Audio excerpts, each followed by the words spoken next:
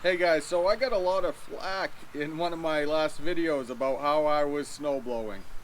And people thought that I was stupid and I was doing it wrong. And that's okay. I mean, I got big shoulders, and one of the things about this channel is that I want to share my journey with you. So if I'm making mistakes or if I'm doing something that you think is wrong, you don't have to shy away from telling me. I got big shoulders, like I said, and it's good, it's good. But I wanted to explain a couple of things of why maybe I was doing what these people thought that was wrong.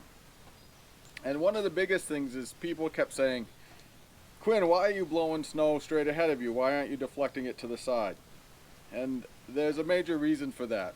In the section of my house where I was doing that, it's very steep. The grade is very steep. My driveway is a very steep driveway, and it runs along the rest of the ridge. So my goal is I want to get the snow be past the house, so in the springtime when it melts, it's just going to go down the hill. And in order to do that, I can't blow it up on the house, and I can't blow it that way because it's just going to, the water's just going to come down to the house. Now I'm very lucky I have a dry basement, and I want to keep it that way. The second thing that people were saying is, why are you pushing it just down in front of you? Why aren't you blowing the snow? Put that deflector up in the air and blow the snow.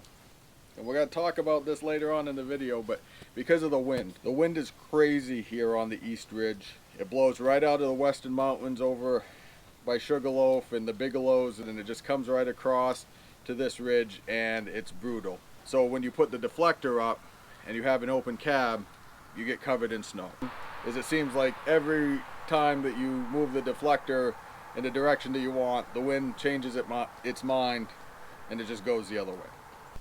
So alright, now that we've gotten that out of the way, let's go ahead and review this snowblower, and I'll tell you why I think you shouldn't buy it. Well, good afternoon guys. It's been quite a while since I did one of these videos. I don't know, I just been doing some other stuff. So we're outside today, and I want to talk about the John Deere 47-inch Quick Connect snowblower. I'm going to tell you why I think that you should not buy it. So stick around and we'll get into it. Okay, so this is the John Deere 47-inch quick hitch snowblower. And it obviously mounts to my 1025R John Deere tractor.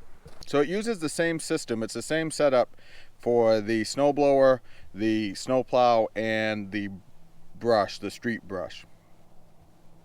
And that's how it connects to the front.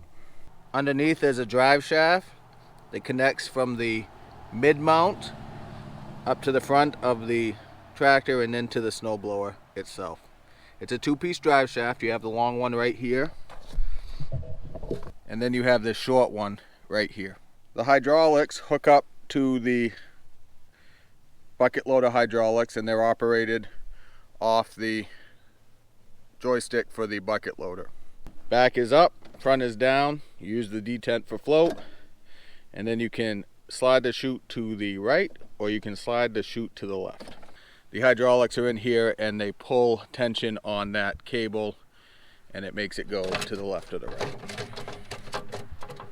The shaft runs through the blower box, runs the two-stage, and then back to the gearbox here, and then it runs the auger. You have a shear bolt there, and then a shear bolt on each of the augers in the front.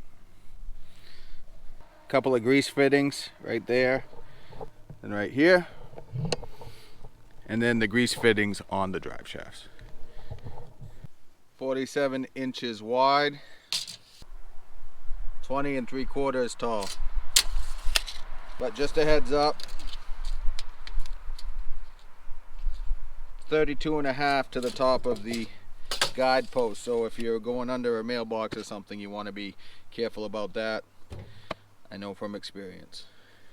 You can get an actuator aftermarket that will mount to this, and a third switch, electric switch on the dash of your tractor to make this deflector go up and down. But otherwise you have to unscrew that and get it to where you want it to go. I also purchased this 500-pound concrete ballast box to to act as ballast and weight so that I don't slip and slide everywhere. I can only imagine how much I'd slip and slide if I didn't have it. Alright, so let's talk about the first reason why I don't like it, and that's traction issues.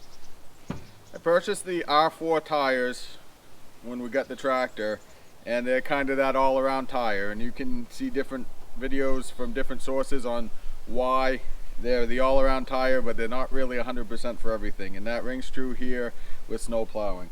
They just don't have the traction that maybe a turf tire would have. They're certainly not as bad as an ag tire, but they spin a lot. So there's a couple of remedies for that. You can get chains, which I did, and I ran them last year, and they did all right. They're a pain to put on and take off. They're loud and just clunky, and I tried to get away this year without putting them on, and so far we haven't had a lot of snow, and I've been able to get away with that. But if March is a lion, I'm gonna have a bad time. Other remedies that I've heard of are stud kits for your tires. I just don't want to drill in them and have them on year round, because running up and down on the pavement back and forth between the fields, I don't think they'd last very long on the tractor that way, and I don't really want to mess around with taking them out. I suppose I could get a set of turf tires or different tires, run them summertime and winter, but all in all, really big traction problems, especially on my driveway, which is actually very steep. The second issue is you can't steer. You put the snowblower down, it takes the weight off the front tires, and you just turn them to the left and the right, and you keep going straight. Even on float, you have to bring it up a little bit to get yourself to turn if you want to make a straight line, and it's just really frustrating when you're trying to make your rows and keep them nice and straight and get the job done, and you're just going all over the place. I don't think the tractor is really heavy enough to do the job at hand, at least not up here in the Maine winters. It certainly is not heavy enough to do more than one or two nice flat straight driveways. The driveways and the work that I'm asking it to do, it's just not cutting it. I mentioned in the review of the John Deere tractor, I believe, about the snowblower and weather issues, and it's not getting any better. It seems like every time that I set the snowblower in a certain direction to snow blow away from the direction of the wind, so the snow blows away from me, that the wind just changes and you get covered. My wife, I came in the other night, my wife said I looked like the abominable snowman because I was just covered head to toe in snow dust. And it's cold. I thought in July when we bought this tractor, I said it's not going to be a big deal, I'll just bundle up. It doesn't really work that way. It's really cold. I have 5 driveways that I do with this, and it's just too much. By the end of it, I'm cold, my joints hurt, and I'm just tired. One of the downsides is when we bought the tractor, I lived next to the tree farm. Oh, we bought the house, it's 2 miles away from the tree farm. And so far, the best option that I've had is to drive it the 2 miles in the wintertime. And I'm getting tired of that. So having an open cab setup, it's not feasible. It's not really comfortable. Certainly you can get the job done, but I don't recommend it for a long-term use. If you're going to be on this thing for 4 or 5 hours at a time, you need to have a cab. So let's talk about some of the issues that I have had with this tractor. If you look at this gearbox, it's got different color paint on it. The first year that we had this, that gearbox blew up. And apparently it was a known problem by John Deere when I took it down to the dealer, and they did replace it free of charge, but it's never acted right since. I break a lot of shear pins ever since that gearbox blew up, and I can't really figure out why. I replaced the drive shaft, I replaced the plastic auger with a metal auger, grease everything, and it doesn't seem to rectify the problem. And it's very frustrating. You break shear pins, it gets very frustrating. If some of you guys watched my video when I went out and I snowblowed the last time, a lot of people noticed that I had snow flying out of the deflector, and people were like, dude, you got to get your deflector fixed. And you're exactly right. So this is the reason why. That hinge broke. I was snow blowing the other day. I had it deflected down and a rock shot straight up through this hinge and it split. Now you tell me, what am I going to do with that? So I've gone ahead and I've bought a hinge. It came in the mail today and we're going to fix that. We're going to drill out those rivets and put that on. That will be a video in the next couple of days. So all in all, that's why I can't recommend this snowblower attachment. I think it's really chintzy. It's definitely a homeowner setup type thing.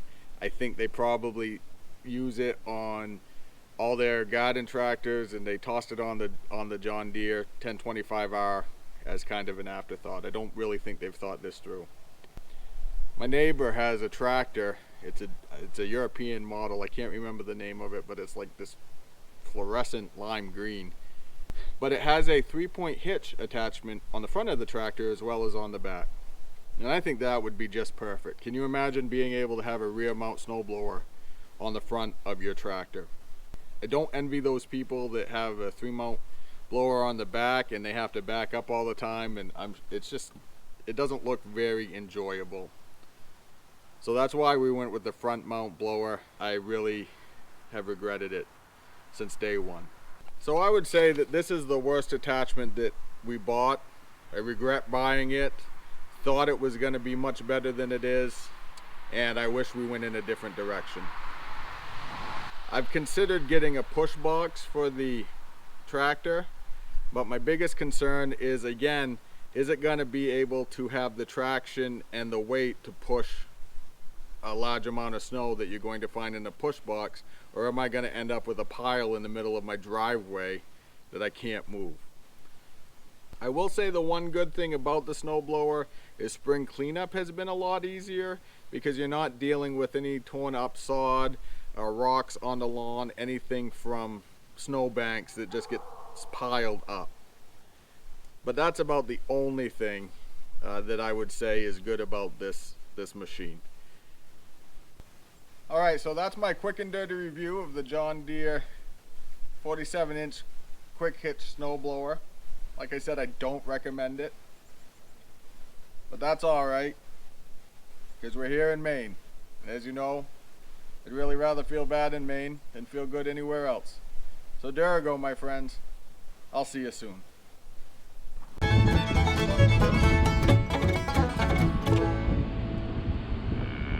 Ah!